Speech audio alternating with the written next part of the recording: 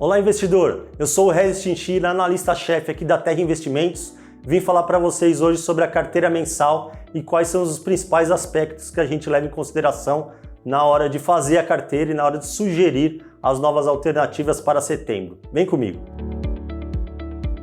Primeiro eu vou falar para vocês como ela é pensada. A gente sempre faz uma análise top-down do cenário global e do cenário nacional para a definição principalmente dos setores e depois para os ativos. Então eu vou falar um pouco do cenário global primeiro, o que está acontecendo lá fora, nos países desenvolvidos. Primeiro, a inflação causada pela guerra iniciada pela Rússia na Ucrânia, vem fazendo muito preço nas commodities principalmente, gerando bastante inflação na Europa, principalmente relacionado à questão da energia com o gás natural, e isso tem mostrado, tem registrado nos países uma inflação além do esperado para 2022, fazendo com que principalmente os bancos centrais na Europa e nos Estados Unidos comecem a aumentar a taxa de juros, fazendo uma política mais contracionista, tentando diminuir a demanda por produtos, e isso no mercado global vem causando bastante incerteza para o mercado de renda variável. Quando a gente está falando disso, a gente está falando aqui de ações. Além disso, na China, temos visto restrições em relação ao combate da Covid, o que tem causado também diminuição da atividade chinesa. A gente sabe que muitas empresas aqui no Brasil exportam para a China, principalmente a Vale, que é o principal case aí, e isso tem causado um pouco de incerteza para o investidor local.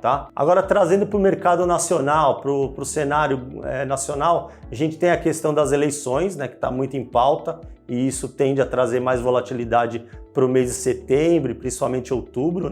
Então a gente tem também acompanhado a atividade, o consumo melhorando, muito porque também o governo tem feito incentivos através de programas como o Auxílio Brasil.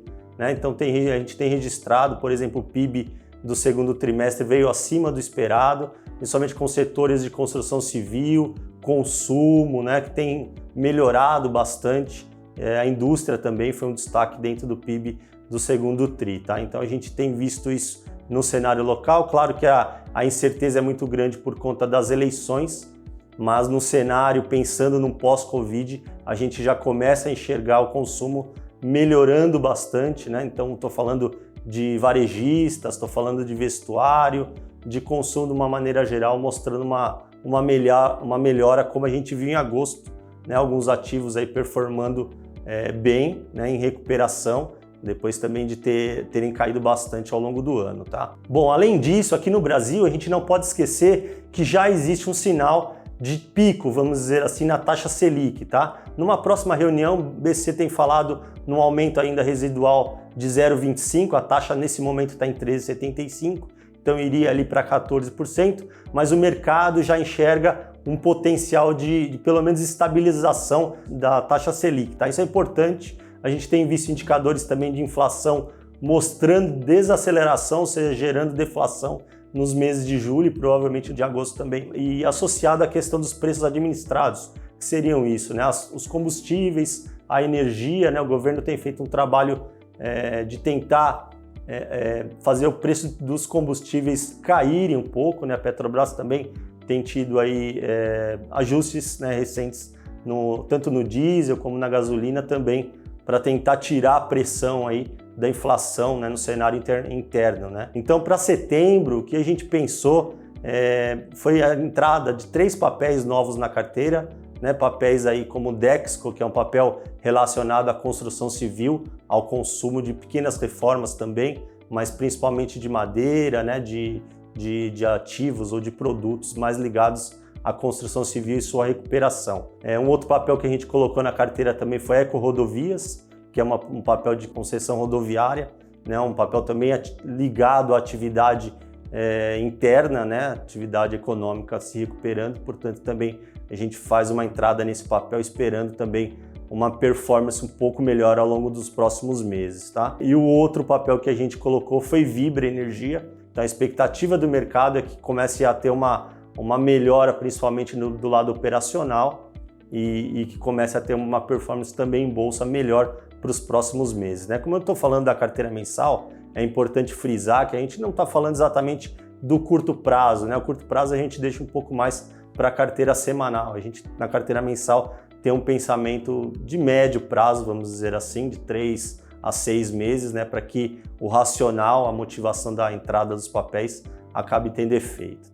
Os outros 7 papéis são distribuídos também por alguns ativos de commodities que a gente ainda julga como ativos interessantes para manter em portfólio, como o Vale, que tem tido problemas aí com a questão da China, que eu já citei, né? A Gerdau também tem tido um pouco de dificuldade de performar, porque os Estados Unidos também vem numa política, como eu estava dizendo, contracionista, e isso tem feito preço na Gerdau, mas é um papel também bastante depreciado e interessante para manter em carteira, então a gente está deixando ali. A Klabin é um papel ligado à economia interna, mas também tem um pouco de exportação por conta da celulose, então a Klabin também é associada à questão do varejo, porque tem a questão das embalagens, enfim, caixa de papelão, então um case também interessante, a gente também tem mantido posição em Klabin, tá?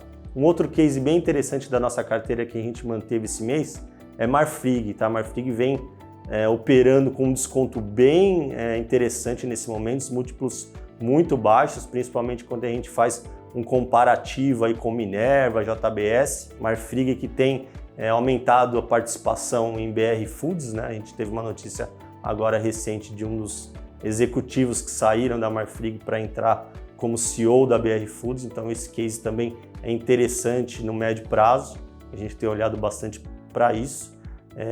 Lembrando que Marfrig tem também exposição ao mercado externo, mas a gente acredita também no consumo interno, né, de carne também, que deve melhorar ao longo desse ano e principalmente para o ano que vem. Bom, então é isso, pessoal. Não deixe de conferir as nossas carteiras, né? A gente também tem diversos produtos aí ligados à renda fixa. Na prateleira da Terra vocês vão encontrar lá no site produtos aí também que neste momento, né, a gente acha também que é adequado manter aí a alocação em diversas classes de ativos, né? Então, um pouco em renda variável, um pouco de renda fixa, porque a gente ainda tem um cenário bastante desafiador aí pela frente.